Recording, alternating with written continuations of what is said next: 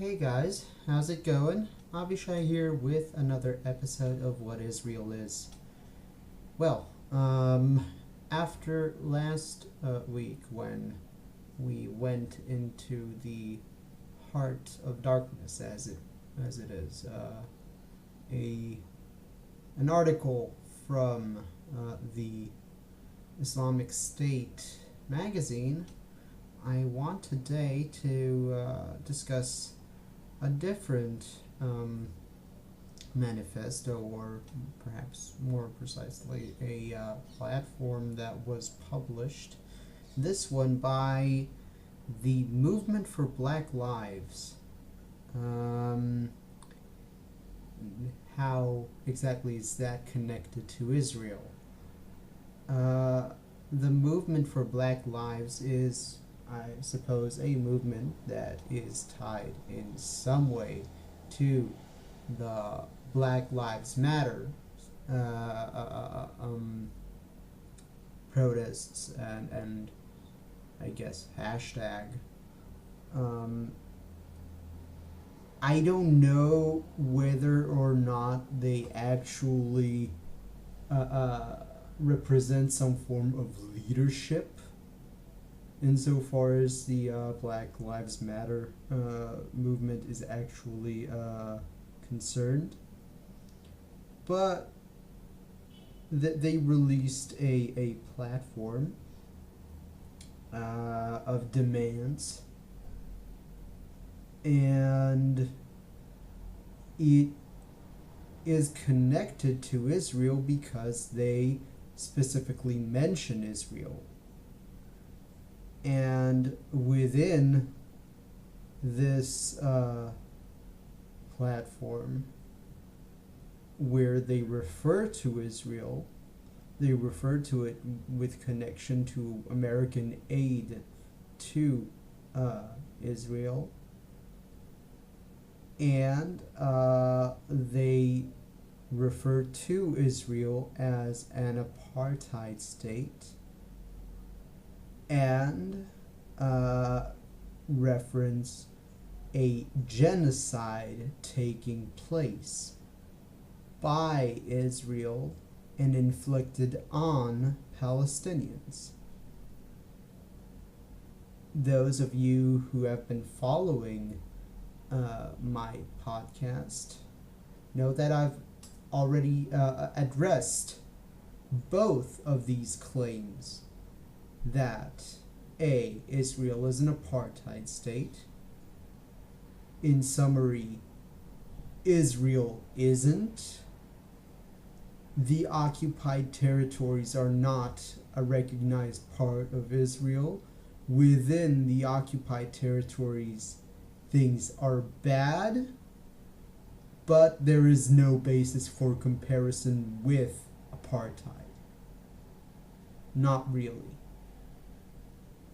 And the notion that Israel is currently committing a genocide. No, there's nothing more to say about it. It's a ludicrous and actually abhorrent thing to say. But really, why is it that they care so much about Israel specifically? There's something to be said here about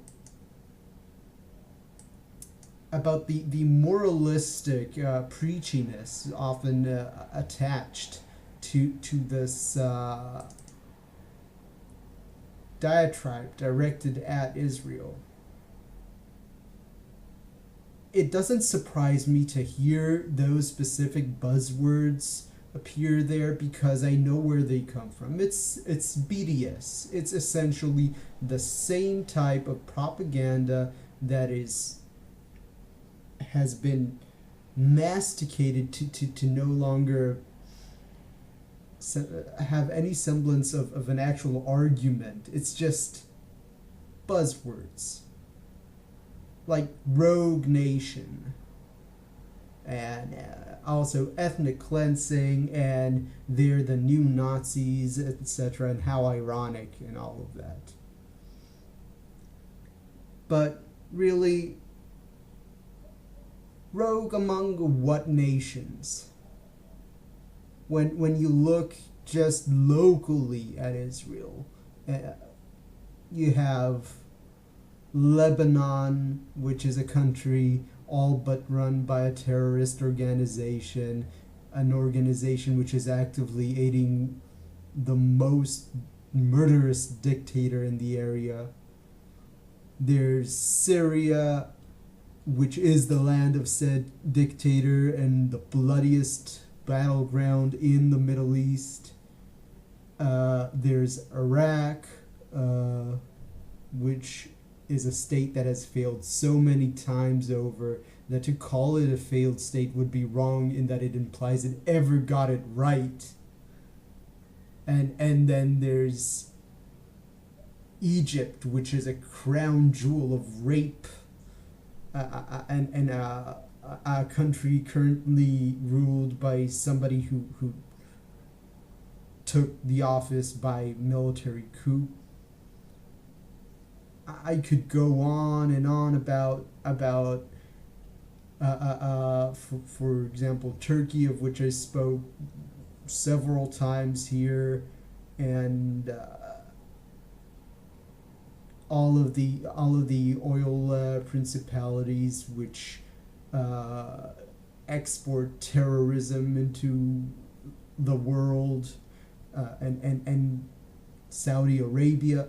Like, just looking at Israel's nearest neighbors, it seems ludicrous to even conceive that Israel is the worst offender of human rights in the world. It's not even the worst offender in its neighborhood.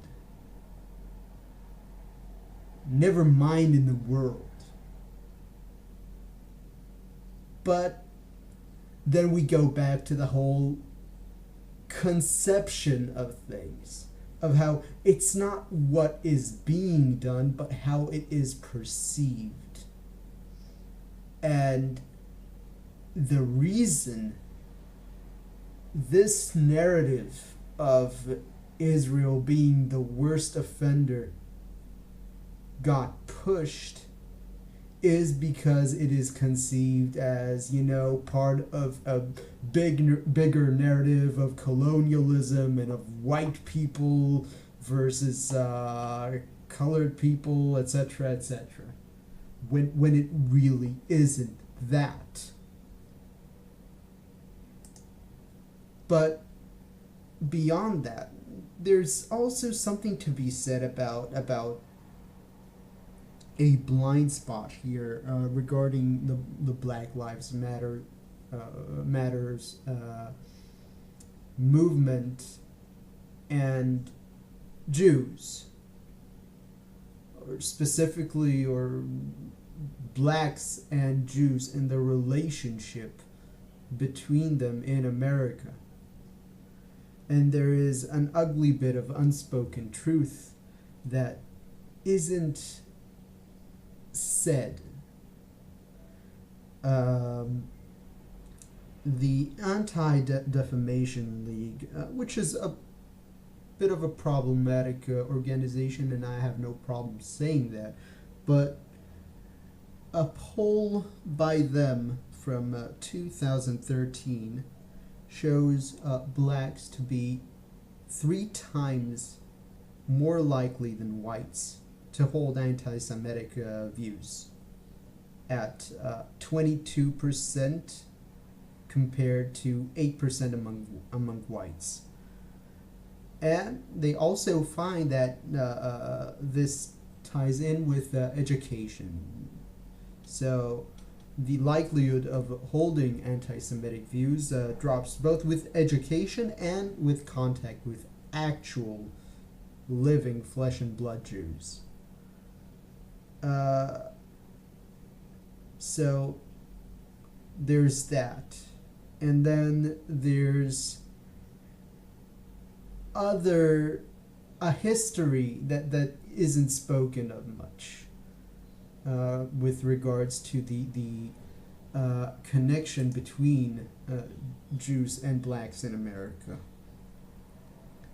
So many people know about the Jews' parts in the civil rights movement, but not necessarily a lot know that in 66 a lot of Jews were ousted out of the movement, and that there was a shift in the relations at that time. Not many people speak about how to this day minister or imam Louis Farrakhan is still considered a leader among many blacks, especially among people associated with the Black Lives Matter movement. And this guy and the Nation of Islam as a whole is a deeply anti-Semitic group.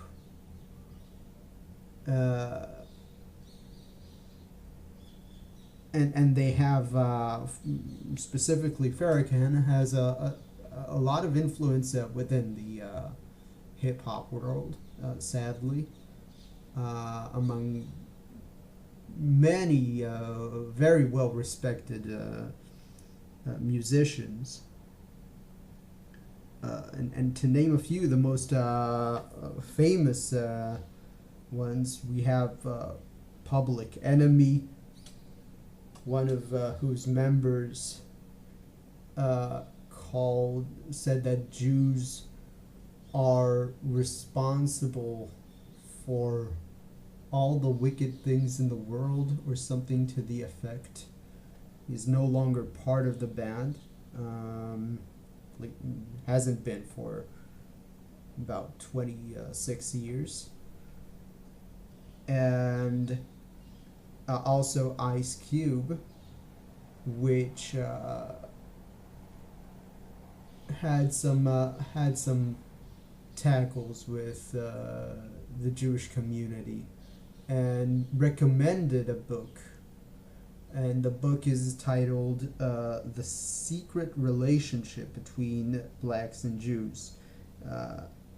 It's a book that pushes a narrative of Jews being the dominating force behind slave trade and slave ownership, and an African American head of the Department of Afro-American Studies at Harvard, a man by the name of Henry Louis Gates Jr., referred to the book as the Bible of New Anti-Semitism. So that is a book that Ice Cube at the time pushed and offered as a recommended reading. And then we had the Crown Heights pogrom, in which, on the backdrop of racial tensions, black people rioted in the area of Crown Heights in, I believe, Brooklyn, New York, and in those riots, among other things, a Orthodox Jewish person was lynched, and another person mistaken to be an Orthodox Jew was murdered, and many others were injured, and businesses were attacked and looted. All of this is to say that there is a history not often talked about, and there are reasons for that. For one thing, many Jews hold progressive values, and as such, they don't want to possibly harm the narrative, and so they want to maybe downplay this mistrust between the communities. But another question would be, why is it so permissible? Why is this bigotry, when it is expressed by a group that is considered to be marginalized, why is it permissible all of a sudden? Just because of this group being considered marginalized. There's an ideology at play here, and it is the self-same ideology that stands behind the BDS. And within this ideology, well, it is either inherently racist or could very easily be perceived to be as such.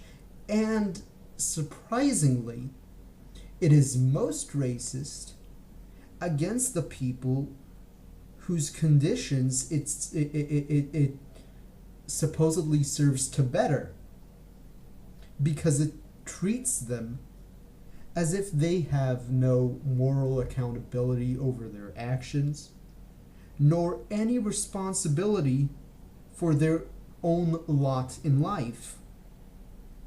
It places all of the responsibility on institutions rather than individuals, and places all moral agency at the hands of the outgroup. So,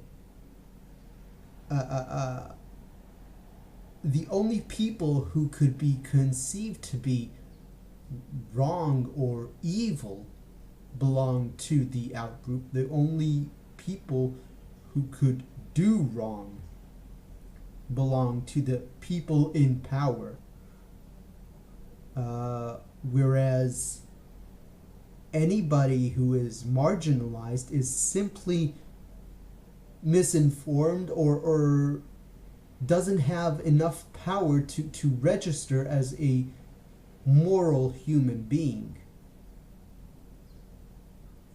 And I find it a despicable idea. Another reason is that the ideology also invented a new dictionary for the benefit of its adherents. So there's all sorts of ways in which they speak to one another that don't correspond to the way other people speak with one another. And within this dictionary, racism means something radically different from what we mean when we say that word.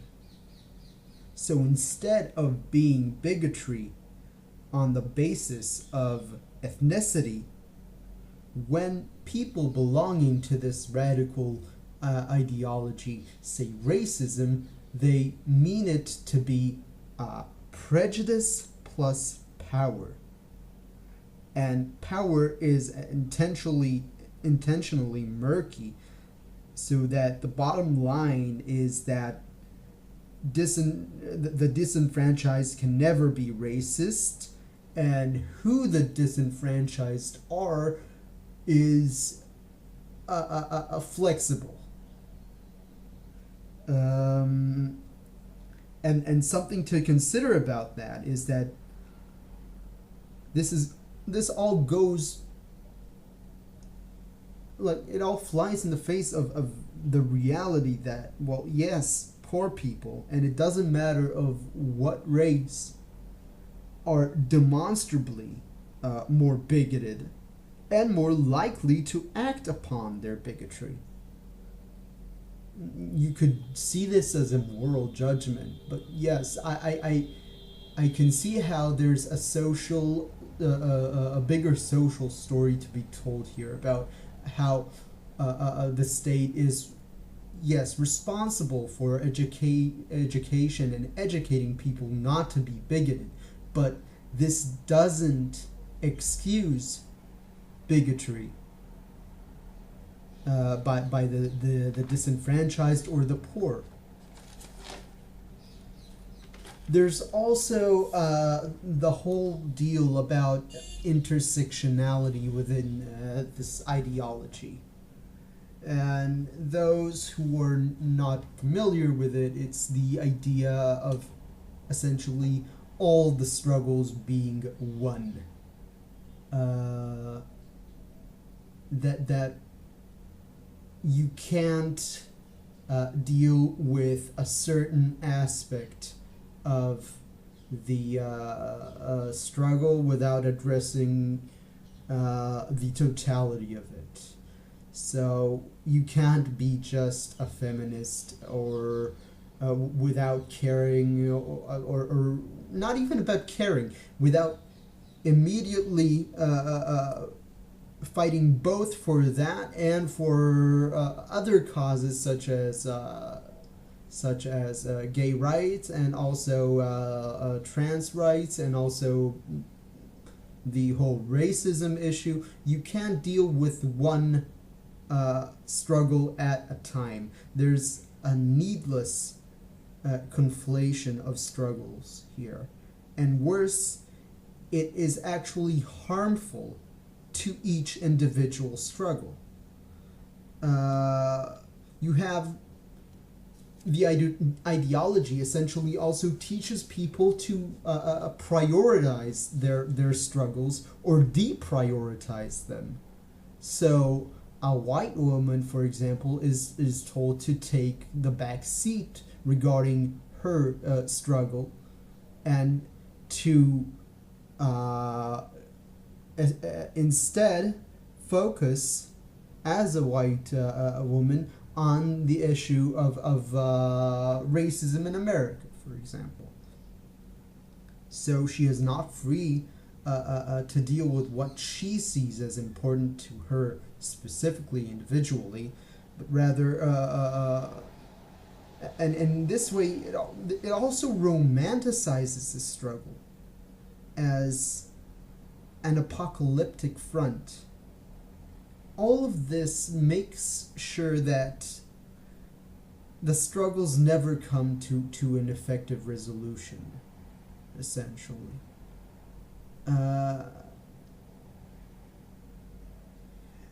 There's also a matter of how there's this interdisciplinary intellectual backbone to the struggle. Where you have like a mishmash of social sciences and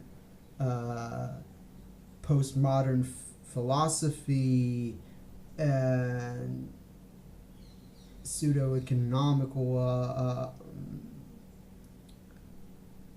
teachings, and it all results in this kind of muddled up pseudo or half-scientific arguments full of like these feels like and appeals to treat selective individual experiences as somehow indicative of something grander, of as a scientific method, essentially. And this is essentially what I wanted to say about this. This is the way this movement sadly operates, and this is exactly the way that the BDS movement operates. And it is this reason coupled with the unfortunate widespread bigotry among black people in America towards Jews.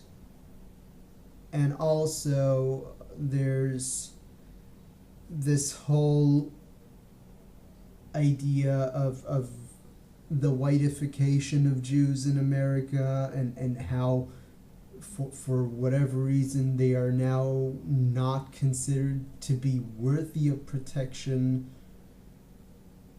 or are not considered an ethnic minority.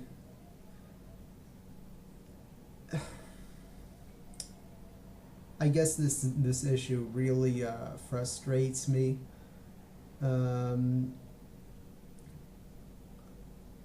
But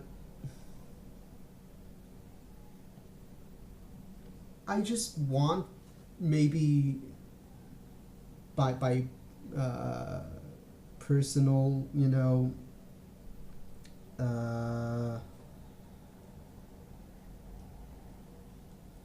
by giving a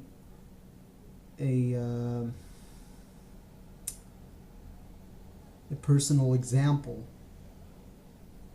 to maybe try to push something different, where we have a maybe political awareness that is not ideological at its base, that is not hinged on this radicalism. I would like to see a world where we, as I'm talking about myself and people like me, as liberal leftists, have the guts to say aloud that we reject the far left, just as we can reject the far right and debate the our opponents at the right, that the far left are as dangerous to society and to the left as a whole as our opponents on the right are. I'm guessing this is it for today. I know this is a contentious episode, to say the very least. If you have any comments, I would be more than happy to hear whatever you have to say about the topic. And I'll see you guys next week. Till then, have an awesome weekend.